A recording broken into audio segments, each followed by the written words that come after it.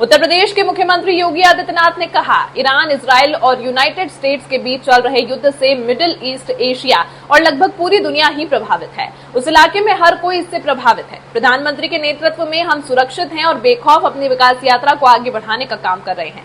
लेकिन अगर यह युद्ध लंबा चला तो हर कोई प्रभावित होगा। हमें इसके लिए मानसिक रूप से तैयार रहना होगा। हमें अफवाहों पर ध्यान नहीं देना चाहिए। हमने राज्य के अंदर व्यवस्था की है और जिला प्रशासन से एलपीजी सिलेंडर की होम डिलीवरी लागू करने को कहा है, जैसा कि एजेंसियां पहल करती थी। लेकिन कुछ लोग अफवाहें फैलाकर माहौल खराब करना चाहते हैं। भारत में सब ठीक। ईरान और इजराइल के बीच में, ईरान और अमेरिका के बीच में जो युद्ध चल रहा है, पूरी मध्य पूर्व एशिया पूरा उससे प्रभावित है और पूरी दुनिया ही लगभग प्रभावित है। उस क्षेत्र में सभी लोग, हो सकता है कि अगर वहां युद्ध नहीं हो रहा होता तो रवि किशन यहां थोड़े होते, उस समय दुबई में होते। लेकिन वहां युद्ध है तो उन्होंने कहा चलिए समय है तो मैं भी सहजनवा चल लेता हूं, तो आज वो भी आपके बीच में आए हैं। लेकिन दुनिया में हाहाकार है, अव्यवस्था है, अराजकता है। भारत के अंदर हम एक शानदार और यशस्वी नेतृत्व में, प्रधानमंत्री जी के शानदार और यशस्वी नेतृत्व में सुरक्षित भी हैं और बेखौफ अपनी विकास की यात्रा को आगे बढ़ाने का काम भी कर रहे हैं।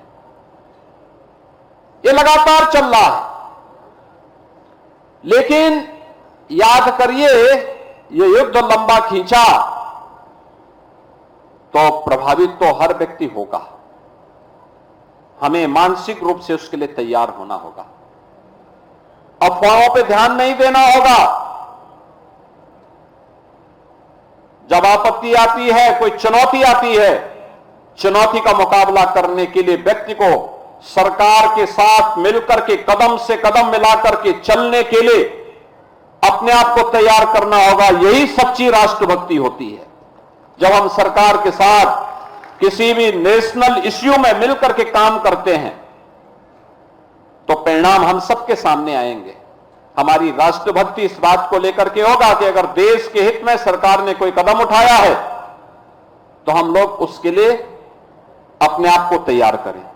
जैसे अब कोई भी रसोई गैस का सिलेंडर, याद करिए इस गल्फ वार के पहले अगर किसी के घर में 1 महीने तक रसोई गैस का सिलेंडर चल जाता था तो आज वह 5वें 6ठे दिन ही रसोई गैस का सिलेंडर लेने के लिए क्यों पहुंच रहा है? अरे जब नंबर आएगा उसके 3 दिन 5 दिन पहले वह जाए, अपना रजिस्ट्रेशन करवा दें, उनके घर तक फिर रसोई गैस पहुंच जाएगी। हम लोगों ने प्रदेश के अंदर व्यवस्था करने के लिए कहा है हर जिला प्रशासन से कि जैसे रसोई गैस का सिलेंडर होम डिलीवरी होते था, पहले घर तक पहुंचाती थी एजेंसियां, वैसे ही पहुंचाएंगे। लाइन लगाने की आवश्यकता नहीं है। लेकिन कुछ लोग हैं जो अफवाह फैला करके माहौल खराब करना चाहते हैं।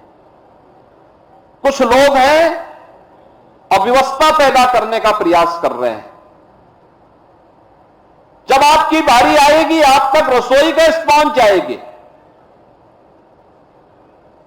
जब आवश्यकता हो तभी आप डीजल लेने के लिए जाइए, पेट्रोल लेने के लिए जाइए। लाइन लगाने की आवश्यकता क्या? और अगर हम उतावलेपन में, अफवाह में आकर के इस प्रकार के किसी दुष्प्रचार और किसी अफवाह के चक्कर में पड़ते हैं तो लगता है हम लोगों की राष्ट्रभक्ति पर लोग संदेह करेंगे। इसलिए बहनों और भाइयों, ये तो हमें सतर्कता रखनी होगी। हमें अपने राष्ट्रीय नेतृत्व को इस बात के लिए धन्यवाद देना चाहिए।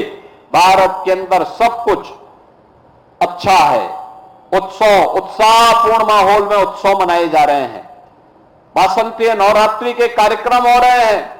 कल रामनवमी है। रामनवमी का कार्यक्रम उत्साहपूर्ण तरीके से 12 बजे श्री राम जन्मभूमि पर सूर्य भगवान भी भगवान राम का राज तिलक करेंगे।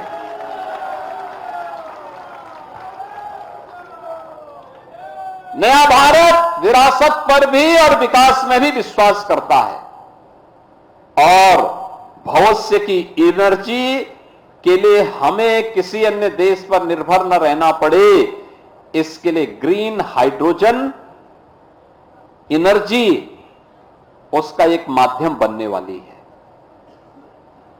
एक माध्यम बनने वाली है। और उसी के लिए एक हम लोगों ने सेंटर ऑफ एक्सीलेंस के लिए मदन मोहन मालवीय टेक्निकल यूनिवर्सिटी को पैसा उपलब्ध करवाया है। उस टेक्नोलॉजी को लाने के लिए अभी हम लोग जापान भी गए थे। जापान के साथ हमारी बातचीत हुई है। जापान इस टेक्नोलॉजी में काफी एडवांस स्टेज में है। हम उनको मिलकर के इस कार्यक्रम को आगे बढ़ाएंगे और टेक्नोलॉजी को आने में थोड़ा समय लगता है। इनोवेशन को रिसर्च एंड डेवलपमेंट में बदलने में कुछ समय लगता है, लेकिन युवाओं के अंदर जो आइडियाज हैं उसके लिए एक प्लेटफॉर्म देने का काम सरकार कर रही है।